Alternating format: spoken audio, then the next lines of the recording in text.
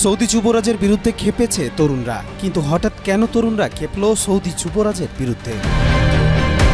Saudi যুবরাজ মোহাম্মদ বিন সালমানের সংস্কারমুখী অবস্থান ও vision 2030 বিশ্বে প্রশংসিত হলেও তার দেশের তরুণ প্রজন্ম এখন ক্ষোভে ফুঁসছে। সামাজিক যোগাযোগ মাধ্যমে মাক্সড ইউথ মুভমেন্ট নামে এক অভিনব প্রতিবাদ শুরু হয়েছে, যেখানে তরুণরা নাম পরিচয় গোপন রেখে যুবরাজের শাসনের বিরুদ্ধে মুখ খুলছেন।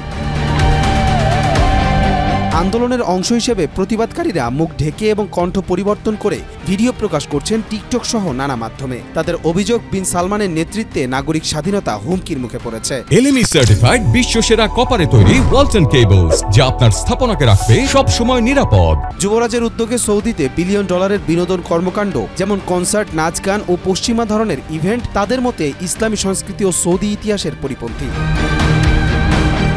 এছাড়া গাজায় ইসরায়েলি হামলার বিপরীতে যুবরাজের নীরব ভূমিকা নিয়েও রয়েছে ব্যাপক অসন্তোষ। তরুণদের ভাষ্য, মুসলিম বিশ্বের গুরুত্বপূর্ণ নেতার কাছ থেকে স্পষ্ট অবস্থান আশা করছিল তারা, কিন্তু মোহাম্মদ বিন সালমান ছিলেন নীরব দর্শক। তরুণদের দাবি, পশ্চিমা সংস্কৃতির আগ্রাসন থেকে মক্কা ও মদিনার পবিত্রতা রক্ষায় এখনই পদক্ষেপ নেওয়া দরকার। তবে সৌদি আরবে সমালোচনার বিরুদ্ধে কঠোর ব্যবস্থা নেওয়ার নজির থাকায় আন্দোলনকারীদের নিরাপত্তা নিয়েও উঠছে প্রশ্ন। কবির চৌধুরী, জয়, মাই টিভি।